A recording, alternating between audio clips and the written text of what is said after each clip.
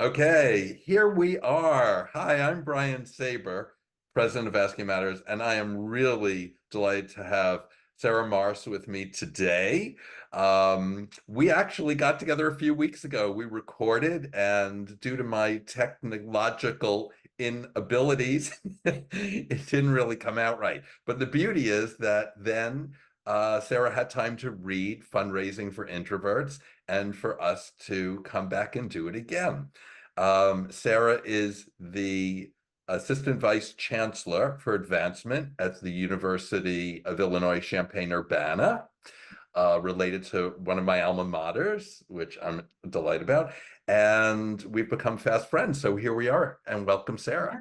Thanks, Brian. It's good to see you again. I did get a couple of things over the last couple of weeks that crossed my desk, and I kept thinking, I wish I had your cell phone number because I would have texted you this screenshot of whatever it was. And maybe that's the next phase of our friendship. It is. I'll give it to you as soon as we finish. Yeah, I'd love to yeah, hear, yeah, because I think one of the things that I have found over the years as I've been studying this, and maybe now that you're focused on it as well, you'll find is that you do get all of these prompts in the world that remind you of stereotypes, challenges, and such through this lens of introversion, extroversion.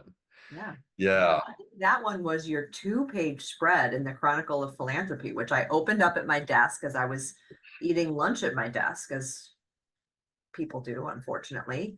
And I was like so thrilled to see you get that coverage. And I had a book on my desk and we had just talked, and just kind of feels like the universe works in funny ways. So I think it does, and it's great because we introverts, and we both are finally getting our due, I hope, through yeah, this year. So let's talk about you and introversion. yeah, Um, yeah. let's start with, what are your earliest thoughts of being an introvert? When did Yeah. it dawn on you that you were? So it didn't dawn on me until um, probably a decade ago, whenever it was that I read Susan Cain's book, Quiet. And I know that was a seminal moment for both of us and probably for many people. So we're grateful to Susan, I think, for beginning to shine a light on this. You know, growing up as a child of the 80s, I remember a lot of my school report cards, remember the cardboard one, and a frequent comment was, Sarah's great in class, but she talks too much. And so for a long time, I never really thought that I was an introvert because I never had a problem talking to people. And certainly when you're in second or third grade with your bestie, all you want to do is chit chat. But there were signs early on, I think. I mentioned to you that I will like to ask my parents. I'd like to ask my mom. I'm going to see them this weekend, so this is a good prompt. But when I was young, I have a distinct memory of stringing a flashlight up in my closet on the clothing bar and using that as a place where I could cordon myself off and read, because I've always been a big reader, and I think I just wanted a quiet, private spot.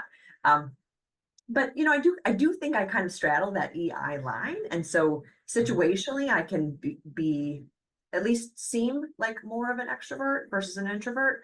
But I think as I've gotten older and I've sort of settled into like this is who I am and it's okay, empowered by Susan and conversations with people like you know, I'm fully okay with being an introvert, and I don't think there's any, any shame in that or anything lesser than. But again, I think as we get older, we of course we get more comfortable with ourselves. Yes, hopefully we do. We know ourselves better. Um, it's so interesting, this idea of how people perceive us as opposed to how we perceive ourselves, or how we really are, how we're wired. And part of that challenge, as you've sort of said, is people assume if you can be chatty and social, that you're an extrovert, because they think if you're an introvert, you're a hermit. Yeah, Like, yeah, they wouldn't see you. And here you and I in fundraising, we have or have had very visible roles where we're interacting with tons of donors and people. And they assume that's sort of our groove, right, and we just right, want to be out there all the right. time. Yeah. Um, so would so I'll be interested to hear if what your parents think, because as you know from reading the book, my mother thought at a certain point, shy no more. I asked her to Right. write something You for the book, outgrew and she that. didn't Right. she didn't get me. Um, so Yeah. I'm sure that many of your staff and your peers are going to watch this video, what will they think? So it's funny you say that because just yesterday I got a text from my friend and former coworker, Allison. And Allison's out of the blue texted me and she said, "Are you sure you're an introvert?" Because she had seen the LinkedIn post where I said, "Oh, I got a book in the mail." And she texted me yesterday, probably just wanted to catch up and said, "Are you sure?" Because even someone like that I'm close to and have known for over a decade thinks, "No, that's not what I see. That's not what I think." Um, I do think that the people who know me very well um, understand that I'm an introvert and without missing a beat. I think by virtue of my position, there's a lot of people that I know, but I don't really know, and they see me, managing a large team or doing other things and think there's no way that person can be introverted. Or people that are in other lines of work within advancement, right? Maybe more of the behind the scenes type of work might think, well, I'm an introvert, so there's no way I can do that. And I really want to open up a dialogue, I think, particularly among our younger staff about like career paths and how do you make decisions that um, don't make assumptions about what type of personality you have to be, what type of asking style you have, whether you have to be that rainmaker in order to be a fundraiser, because it's not necessary. True, true. I mean, I think the other thing that comes up when people think fundraiser, they think of all these events, Mhm. all the fundraising events where there's a lot of glad handing and schmoozing, and those are hard on us introverts. Um, Maybe people don't notice it because we just power through, but those take a lot out of us.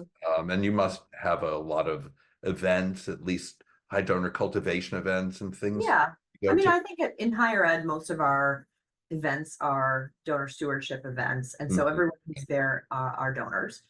We don't have large events where I feel essentially I need to be working the room to get people to, Right. open up their wallet.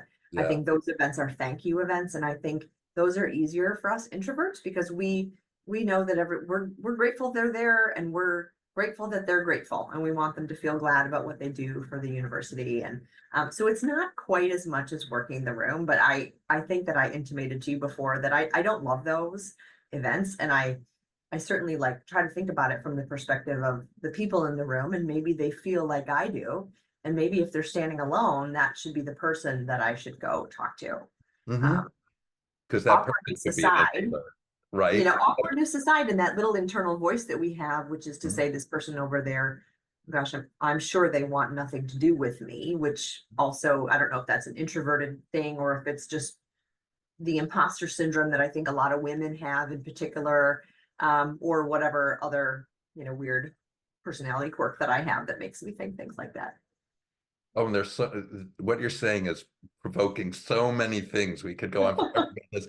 I One know. is, I thought you were going to say, the person standing alone could be an introvert because I Yeah. talk about introverted donors, and I've gotten 6 emails at least about an AFP luncheon 2 weeks from now.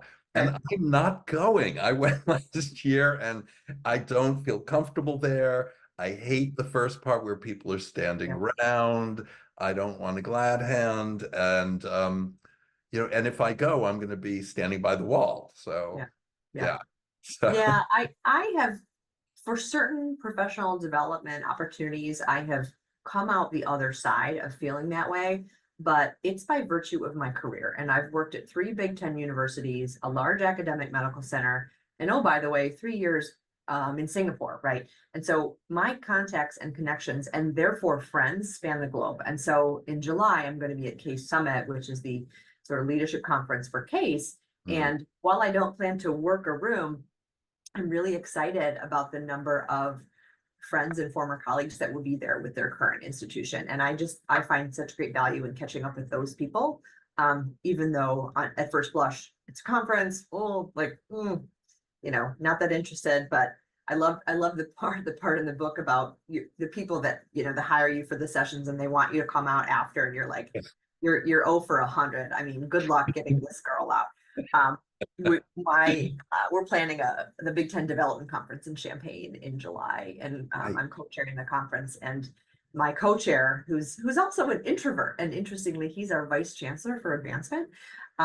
He's very much introverted, But he's like, yeah, then after this event, we need to have an after hours watering hole. And I was like, you have fun there, Barry. I'll see you the next morning. Um, but Yeah. I chuckled when I read that part. Like, nope, we'll be getting out for It's this. not happening. Yeah, Doesn't I need to happen. go back to my hotel room and like decompress after Yeah. talking all day. Yes. Yeah. Um, so you've got a lot of staff reporting to you, and you said you were going to talk to them about careers and what they might learn about how they can be successful across the spectrum, regardless of their introversion or extroversion. Um, uh, I'd love to hear more about, let's say, how you lead as an introvert, how you see now introversion, extroversion in the staff and work with them. Is Mhm. it already impacting in Yeah. any way your lens? Yeah. I mean, I have to think that if there's equal numbers of introverts and extroverts in the world, there is a disproportionate number of extroverts in the field of fundraising. We have used a different personality assessment as part of a consulting firm that we employ for frontline fundraising training, and that is there's four quadrants, and is the what does I stand for? I should know, but I'm not an I, so I don't know. I is the people who are outgoing, Okay. and we are heavy I in our organization for that. And so, in our immediate community, I do think, at least for those people who are on the front lines, so to speak, are heavy extroverts. Um, but I think,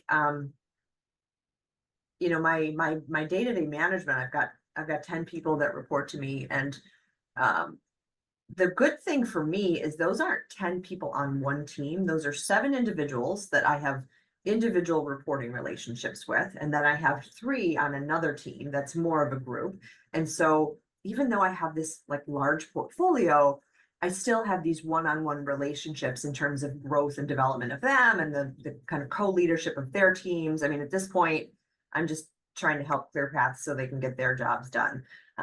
But I really, it's interesting because on the subject of career paths, a lot of young people in our business want to know more about what's the path to advancement. And we recently told an audience of major gift officers that there is no path, because that would imply one way through the forest, and there's a million paths and a million different ways. And I just want everyone to be curious and open-minded in terms of what their opportunities are, and not limit themselves to a particular path because they think they're not extroverted, so I'm not going to do that. You can be a very successful fundraiser and be an introvert.